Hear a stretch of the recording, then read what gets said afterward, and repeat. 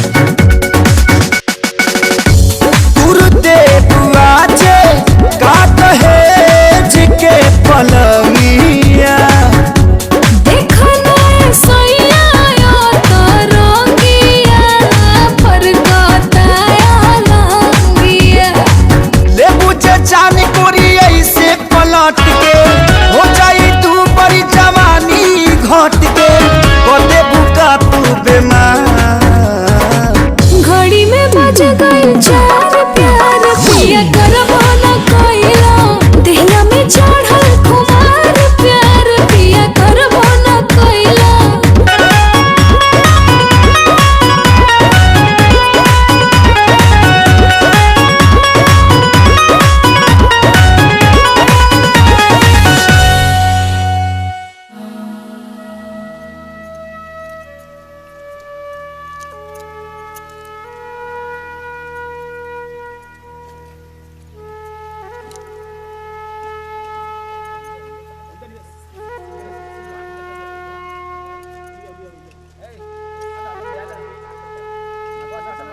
ए गोविंद हाँ। यहाँ आओ। का मुकदम साहब? आज 2 ट्रक माल होता वो उतारे के बाद चल मत जी बाकी कारीगरन के भी रोक ली ठीक बा।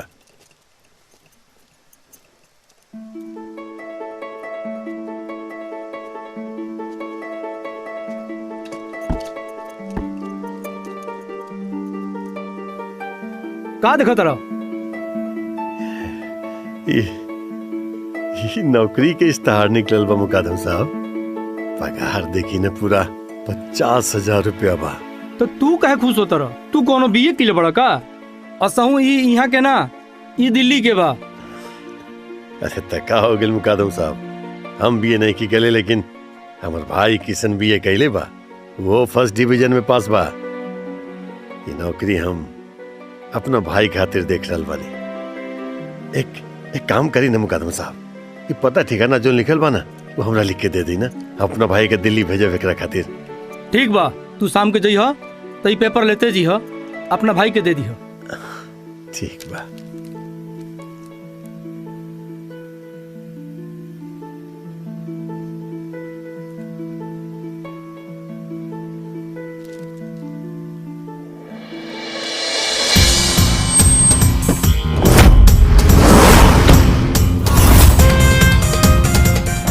बाबूजी माई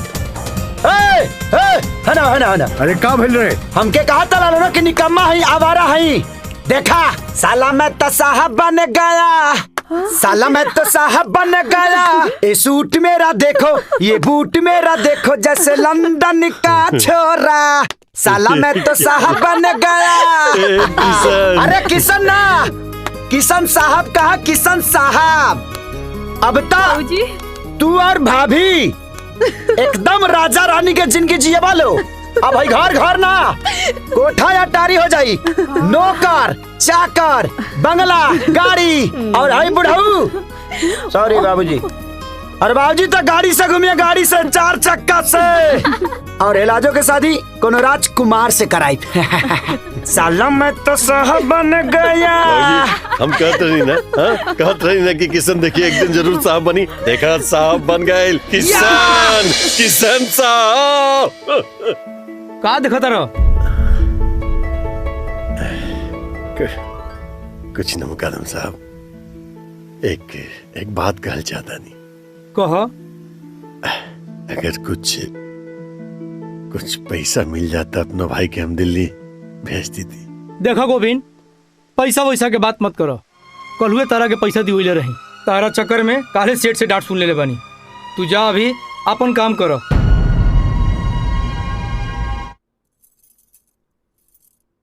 ए जी, आखिर ऐसन का छपल बा अखबार में जेकरा देख के रउआ इतना परेशान होत बानी? जब से घरे आयल बानी तब से कोनो ना कोनो उलझन में उलझल बानी। आखिर का बात बा? हिंदू देखा नहीं का लिखल बा अखबार में? नौकरी के इश्तहार बा, तनका पूरा 50,000 रुपया बा। 50,000? हाँ, अब सोचा ना कि अपना घर में अगर 50,000 रुपया महीना के आवे लगी तो कितना बढ़िया हो जाए। तू रानी बन के रहू, हम राजा बन जाए। हमर बाबूजी तो सीना तान के पूरा गांव भर में घूमिए। और चुटकी के शादी चुटकी बजा के हो जाए।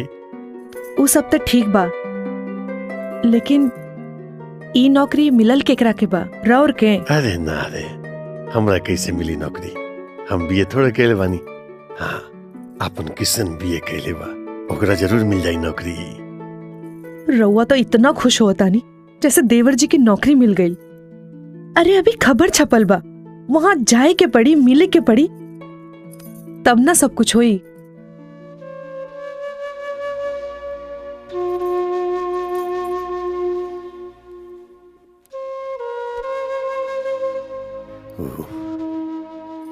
अपन भाई के सपना पूरा करे खातिर सब भूल गई रानी।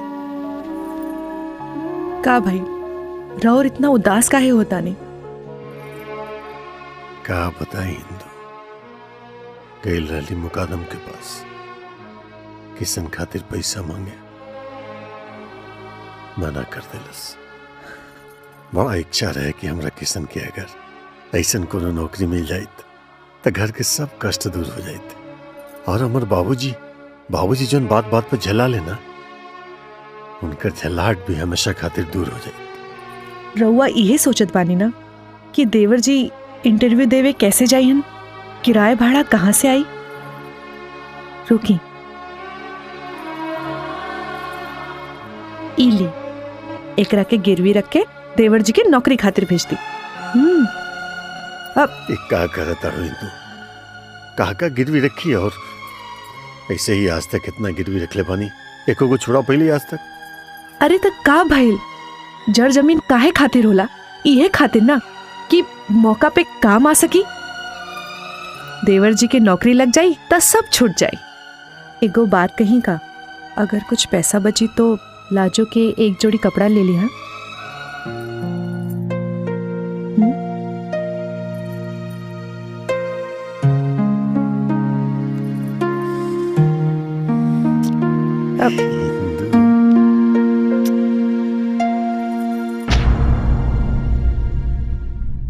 मंगल जी मालिक। कहीं ए बार हमार बिटिया पूजा जी अपने सहेली के साथ यहाँ घूमे फिरे आवत बड़ी। अरे वाह, ये तो बड़ा अच्छा बात है मालिक। छुटकी बिटिया अवतारी, ये हवेली में रौनक आ जाई। हमरो एक महीना हंसी खुशी के साथ बीती। मालिक, ये बाबू लोग भी अवतारे का? ना मंगल, उन लोगन के ठेका के काम बढ़ गईल बा। उ लोग बहुत बिजी बा, उ लोग ना आई हैं। अरे हम सबके प्यार से मना ले। अच्छा हाँ, एकदम चिंता मत करिए। किशन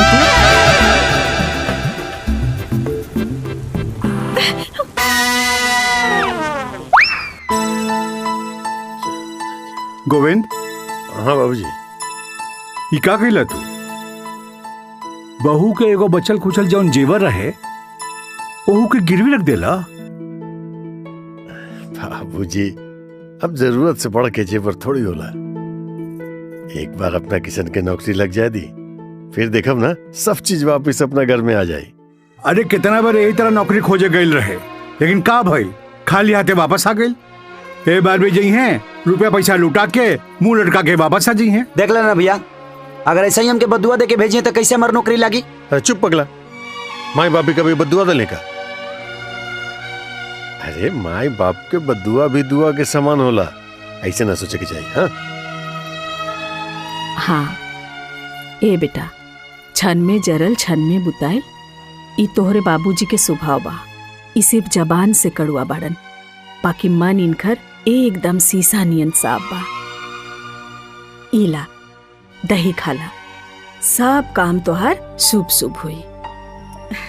अरे ले किशन, सब तोहर जाए आवे के खर्चा। सुन, खाए पिए में कोनो कंजूसी मत करिए, बुझले?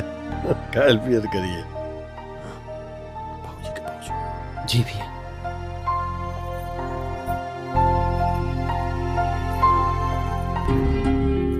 आशीर्वाद दबाओ जी कि हंसी लेके जाई और खुशी लेके आई। ऐसे नहीं होके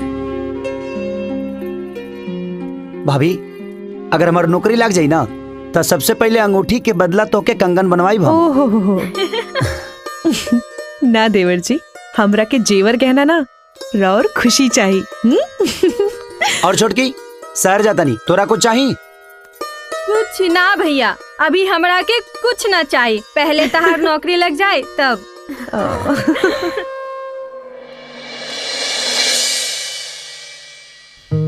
गुड। Good, very good. सारे सब्जेक्ट में 88%। बहुत बढ़िया। लगता है पूरी लगन और मेहनत से पढ़ाई की है। जी सर, और मैं नौकरी भी पूरी मेहनत और लगन से करूंगा सर। मुझे इस नौकरी की बहुत जरूरत है सर। प्लीज ये नौकरी मुझे दे दीजिए। आप समझो ये नौकरी आपको मिल गई। क्या? हाँ मिस्टर किशन, ये नौकरी अब आपकी हो गई। थैंक यू सर। समझ में नहीं आता मैं आपका शुक्रिया अदा कैसे करूं। हाथ चूमूं कि पैर छूं? अरे इसकी कोई जरूरत नहीं मिस्टर किशन, बस सिर्फ कुछ शर्तें हैं। सर मैं हर शर्त मानने के लिए तैयार हूँ। आप जहाँ लिखवाना चाहेंगे मैं लिखने के लिए तैयार हूँ। अरे वो तो मैं लूंगा ही, लेकिन एक शर्त ऐसी है जो न किसी को बताई जाती है और न किसी से लिखाई जाती है। ओके सर। अरे भाई, अफसर रैंक की नौकरी है। 50,000 से शुरुआत होगी। लाइफ लग्जीरियस हो जाएगी आपकी। लोग साहब कहकर बुलाएंगे। इसके लिए कुछ तो कीमत चुकानी पड़ेगी। मतलब? 5 लाख। 5 लाख? हाँ, इसे घूस समझो या रिश्वत, या अपने किस्मत की ताला खोलने वाली चाबी।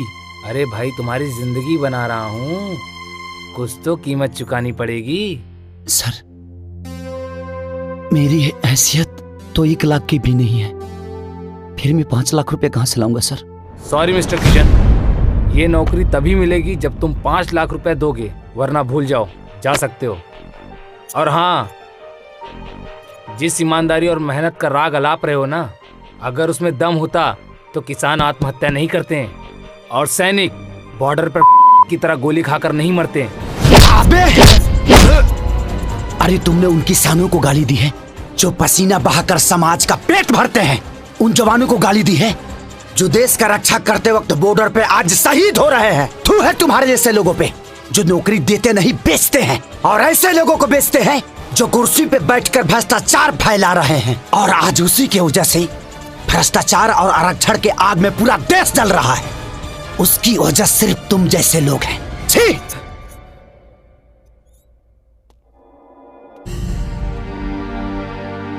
देख ले लेना गोविंद, हम तो उससे कहले रही न कि अजुओ कुछ ना करके लौटी। आ गई ना मुंह लटका के, दिन भर आवारा गर्दी करी और हमरे छाती पर मूंग धरी। घूसा मार के नौकरी लेवे गए रहे, घूसा मार के। तो क्या करी? दाना 5 लाख रुपया कि घूस से नौकरी पाई? ए किशन, बाबूजी सही से बात कर जा। कैसे बात कर जला भैया, कैसे बात कर जला? बाहर दुनिया हमके नहीं खेजिए देत, घर में आवते तो निकम्मा आवारा कह के ये दिमाग खराब कर लिए बड़े। अगर ज्यादा ही का आंख में हम सुई खानी चुभता नहीं ना, तो कह दई कैसे कि अलग करे हमके, भाग दे हमार हिस्सा। किसान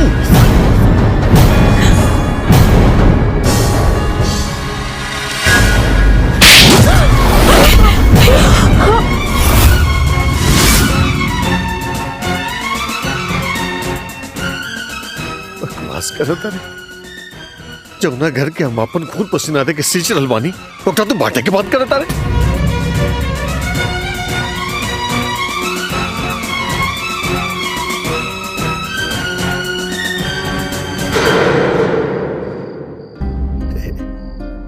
किशन, हे अमर भाई, देखा बिखर गए बड़ा आसान होला अमर भाई, लेकिन एक होके रह बड़ा मुश्किल होला। बहुत तपस्या करे के पड़ेला रे, बहुत कुछ बर्दाश्त करे के पड़ेला। का हो गई तो रही सब, हाँ? का बकवास करे लगले?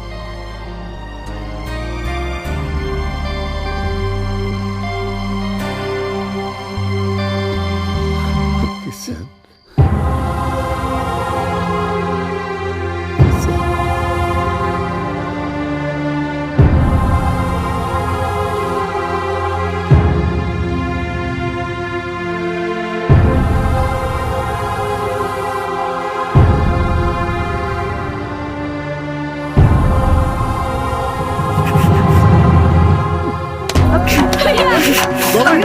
भैया रुकिए। क्या करत है भैया? ई का करत बानी? भैया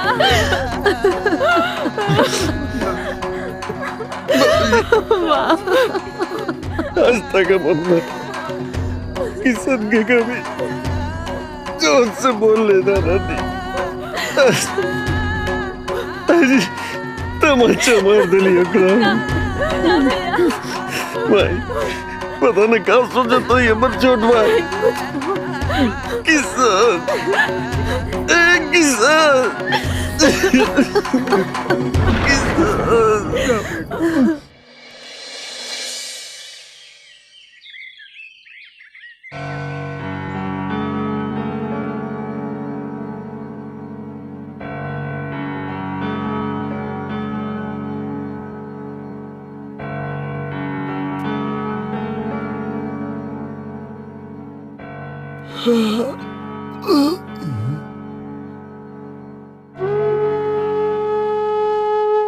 भैया तू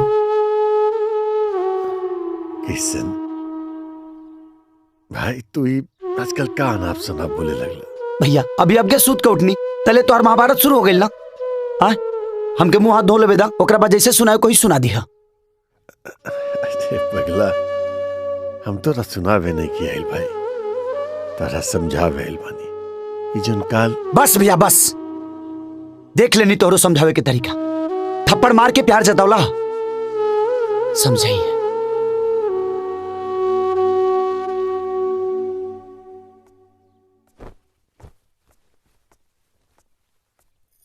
अरे ई का लगा था दवैया भूल गेलन। इनखरो ना कबो कबो दिमाग एकदम खराब हो जाला। ए बाबू रुका, कहाँ जात बड़े? आवारा ही तावारा घर दिए करब घूमे जाता नहीं। अरे घूमे जो चाहे घामे जो, ई ले दवाई बाबूजी के दिया भूल गेल बाडन। वो रोज बीपी के दवा खा ले तब उनकर बीपी आइए रहेला। इहो ना का बात हो मंगल, काहे उदास उदास बाड़ा? ना मालिक ऐसा तो कोनो बात नहीं है। बात तो कोनो जरूर बा। काहे से जब से आयल बाड़ा तब से देखा थी तुम्हार चेहरा बुझल बुझल बा। अब का बताई मालिक, जिक्र उम्मीद के सगरो सूरज बुझत जाए ओका चेहरा तब बुझल बुझल ही लौके ना। आखिर भइल का के का दलस? हमार छोटका लड़का मालिक अब ले तो आवारा लेखा घूमत रहे। अब घर द्वार बांटे के बात करत बा। काल गोविंद के साथे ओकर बाता बाती हो गई और गोविंद ओकरा के थप्पड़ मार देलस। यही से चेहरा तनी बुझल बुझल लौकता।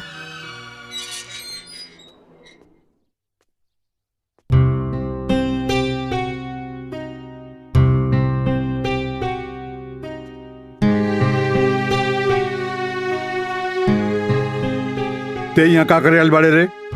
कुछ करे नहीं खी आइल तो हर दवाई देवे आइल बनी ला। अरे तू हिया? तू? हाँ हम पूजा, हम बाबूजी की बेटी हैं। सब लोग बाबूजी के बेटा बेटी होला, हम इकर बेटा हैं। अरे वाह इतना कमाल हो गई। तू है गांव के बड़ा? हाँ बाबूजी हमारा और इनका पहचान बस में भइल रहे। बहुत अच्छा इंसान बड़े। हाँ तब का बाबूजी इनकरा से बोली हमरा के और इनकरा के घुमावे के गाड़ी से। समझ गई नहीं। भाई किशन जी मालिक। पूजा के सहेली यहाँ घूमे आयल बड़ी और कोनो ड्राइवर नहीं खे और तारा के ड्राइविंग आवेला तो तारा लगे अगर समय होखे। अरे काहे ना मालिक, इनका लगे तो समय ही समय बा। इनका कोनो ड्यूटी या नौकरी पर जाए के बा।